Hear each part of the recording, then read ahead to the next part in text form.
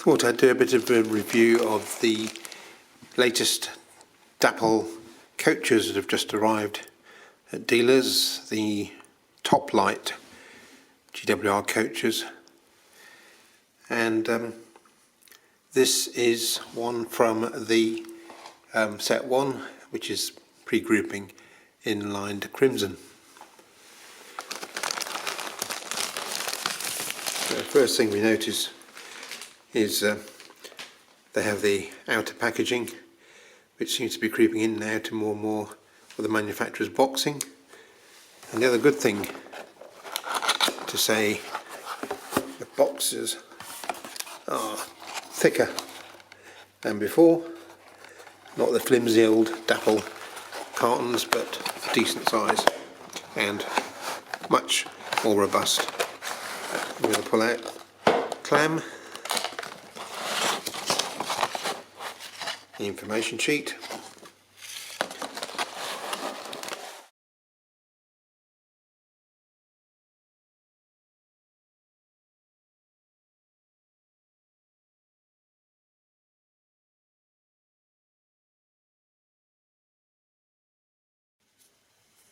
one of the good things is that the roofs of the coaches unclip, making it very easy to access and fit passengers. Unclipping them isn't quite as simple as the instructions suggest. You certainly need one of these little road and rails tools to carefully unclip, and we can have a little go at that now. Let's see what happens. Yes. So here's the coach, and I've just done this side partly unclipped it, and then we need to do the same on this side.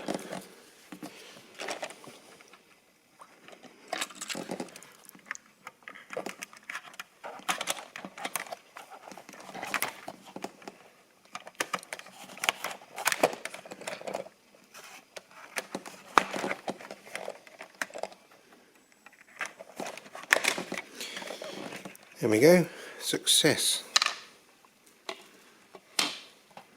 And then let's have a look inside. Very nice. Etched brass luggage racks, coloured seating. This is the composite, so you've got second class there, bench seating, and then the first class with the separate seats.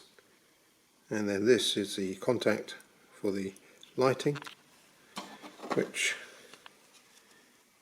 is built into the roof, and there's the decoder interface. Well, I have to say, taking the roof off is quite difficult, and getting it back is even more difficult. Pity they didn't go with the magnetic clips that some other manufacturers are now doing.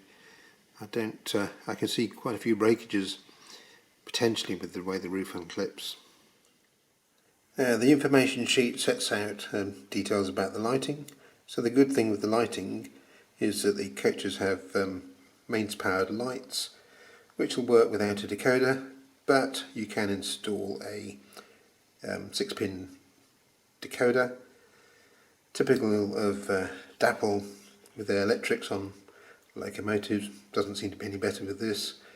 Overly complicated lighting control if on DCC, with, I think it says here, F0 reverse for the rear tail light, which is fitted to the two brake coaches, and then F0 forward is the coach lights. So presumably if you have it set up like that and go backwards, the coach lights go off. There's a whole list of very complicated CV settings to operate these simple lights, including how to make them dim. But having seen the lights on the coach, which I'll show you now, here they are. Fairly dim already. They're not overly bright, so I can't see a situation where you'd want to be adjusting the settings to make them much dimmer than they already are. Do like the Power pickups on the other hand for the bogies, picking up for all 8 wheels. Coach is fitted with sprung buffers, very free moving kinematic coupling, and then you've got these metal conduits for the lighting, or simulated lighting. You've got separately applied and fitted roof vents. Really nice detailing of the coach sides with metal handles, and all the little hinge details I think are also in etched metal.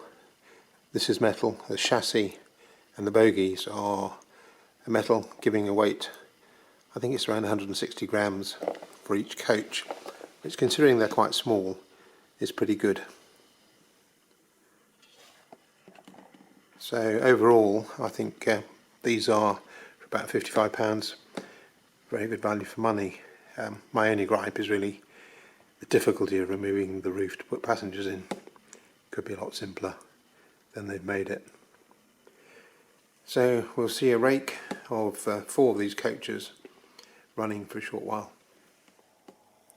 And so before we do the whole rake, I've just added the a brake third, and I've used the Hornby magnetic couplings. The coaches themselves come with 2 alternative bar couplings, which are fixed. I think I prefer the magnetic ones. And then this is the brake third.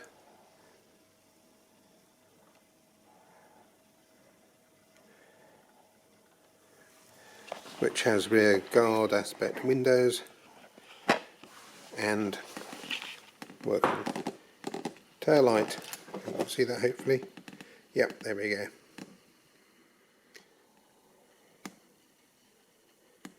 This is set 1, local C. Nice brass etched glazing bars behind the glazing in the guards compartment and on the side ends.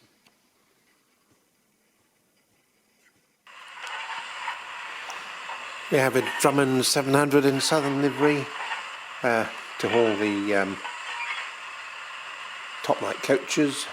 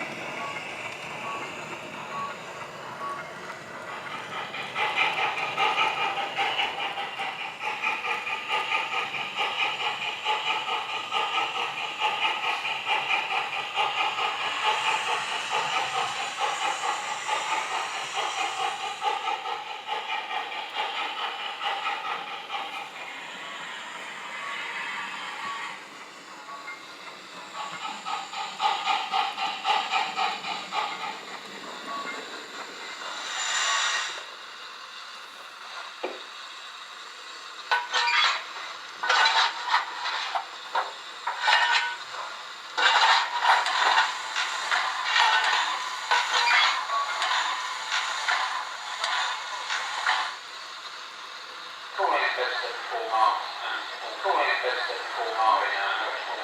1, 1206 service, 1, 4 marks, 1206 service, 4 marks and 4.